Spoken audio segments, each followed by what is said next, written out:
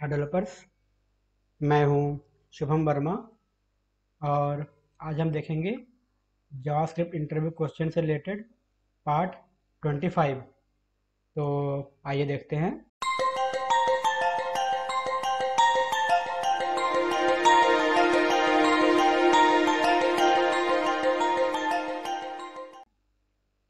हमारा पहला क्वेश्चन है, what is HTTP methods. HTTP method जो होते हैं वो क्या होते हैं?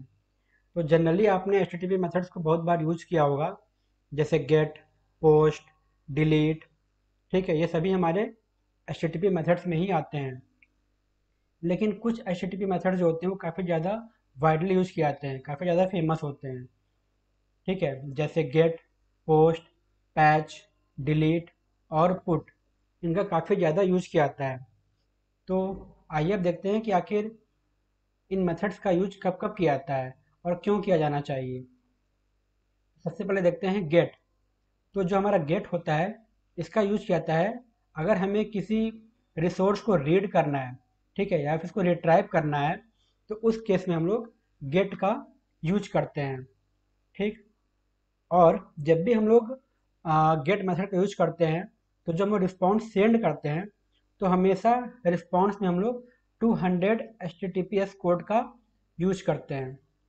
ठीक है, जैसे आप जानते हो कि हमारे पास HTTP कोड भी होते हैं, जैसे 404, 400, 403, 500, 200। ये सब क्या होते हैं? HTTP कोड होते हैं।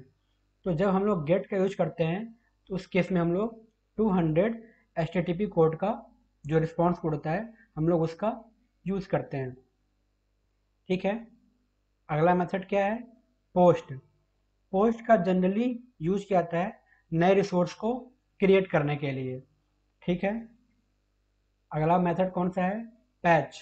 पैच का यूज किया जाता है अगर हमारे पास कोई सिंगल रिसोर्स है और हमें उसको अपडेट करना है। ठीक, उस केस में हम लोग पैच का यूज करते हैं। लेकिन यहाँ पे गौर करने वाली बात यह है कि पैच ऑब्वियसली अपडेट करने के लिए यूज किया जाता है, लेकिन ये केवल सिंगल रिसोर्स को ही या सिंगल वैल्यू को ही अपडेट करता है। ये मल्टीपल वैल्यू को अपडेट नहीं कर सकता। ठीक है। सॉरी। हमारा अगला मेथड है डिलीट। तो जैसा नाम से ही लग रहा है, डिलीट मेथड का यूज किया जाता है रिकॉर्ड को या फिर रिसोर्स को डिलीट करने के लिए। ठीक है। अगला मेथड कौन सा होता है? तो हमारा अगला मेथड है पुट। तो जैसा हमने पैच में देखा था कि पैच का यूज किया जाता है सिंगल रिकॉर्ड को अपडेट करने के लिए, ठीक वैसे ही हमारा पुट भी होता है। लेकिन पुट में क्या होता है, यहाँ पे हम लोग मल्टीपल रिकॉर्ड को अपडेट कर सकते हैं। ठीक है। और पुट का एक और बेनिफिट होता है, सपोज हम किसी रिकॉर्ड को अपडेट करने जा रहे हैं, ठीक है, किसी रिसोर्स को अपडेट करने जा रहे हैं और वो रिकॉर्ड हमारे डेटाबेस में एग्जिस्ट करता ही नहीं है या फिर वो रिकॉर्ड हमारे पास है ही नहीं, तो पुट क्या करेगा कि वो नया रिसोर्स ही क्रिएट कर देगा। सपोज आपने आपके पास 10 या फिर आप कह सकते हो आपके पास 5 वैल्यू है जिसको आप अपडेट करने जा रहे हैं। ठीक, 4 की वैल्यू तो आपके पास रिकॉर्ड में ऑलरेडी थी, तो उसने क्या किया, चारों को अपडेट कर दिया। लेकिन जो पांचवा रिकॉर्ड है, वो एक्चुअली रिकॉर्ड आपके पास है ही नहीं। तो पुट क्या करेगा, वो एक नया रिकॉर्ड ही क्रिएट कर देगा। ठीक है, एक नया रिसोर्स क्रिएट कर देगा। तो ये काम करता है पुट।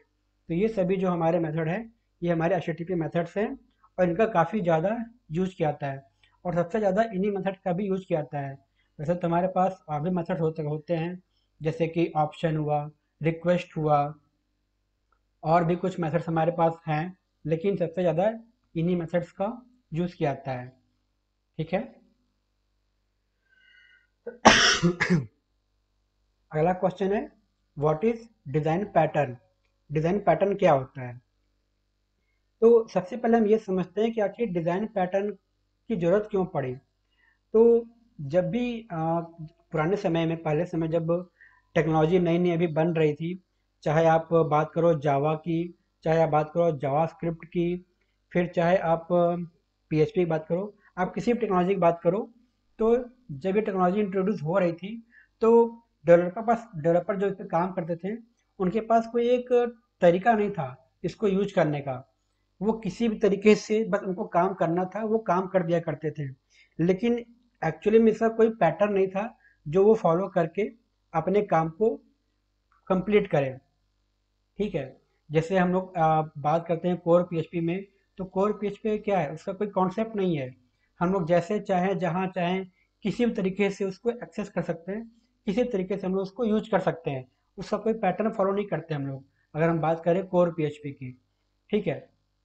उसी तरीके से जावास्क्रिप्ट में भी था, यहाँ पे कोई पैटर्न नहीं था, हम लोग जैसे चाहे वैसे यूज कर सकते थे। तो कुछ समय बाद कुछ डेवलपर ने या फिर आप कह सकते हो कुछ साइंटिस्टों ने इस पे स्टडी की और उन्होंने एक पैटर्न को डिज़ाइन किया। तो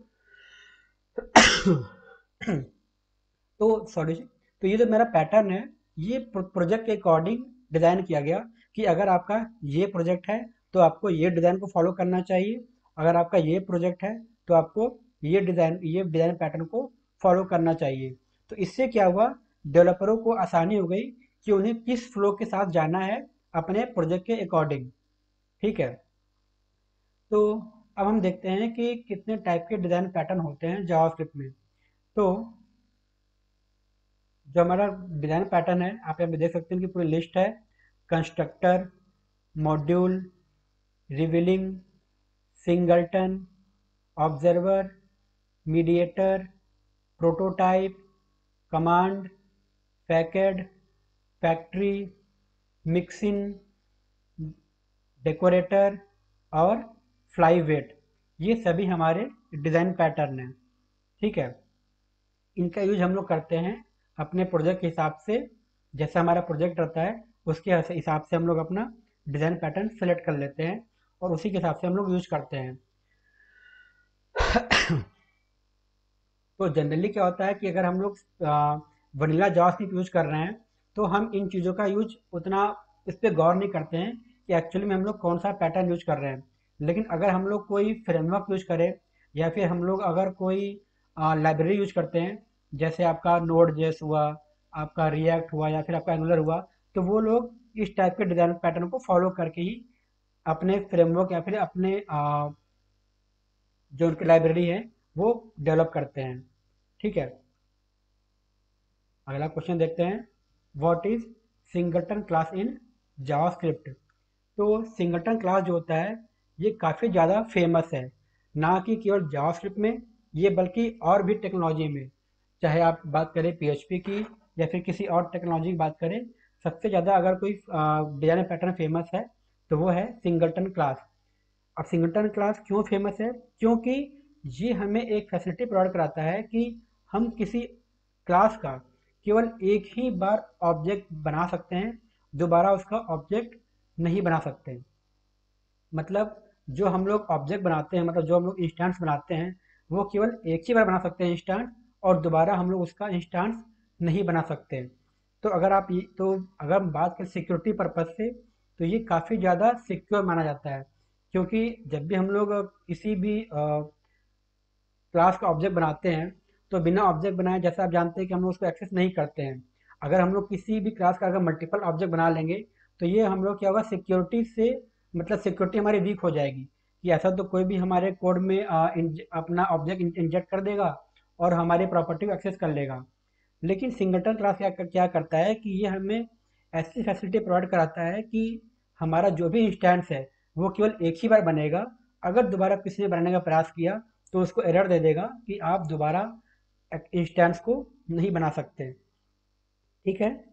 अब यहाँ पे एक सवाल आएगा कि आखिर सिंगलटन क्लास हम लोग जावास्क्रिप्ट में कैसे बना सकते हैं। तो ये हमारा एक नेक्स्ट इंटरव्यू क्वेश्चन है। तो आगे आने वाले वीडियो में हम लोग देखेंगे कि सिंगलटन क्लास को हम लोग कैसे डिफाइन करते हैं जावास्क्रिप्ट में।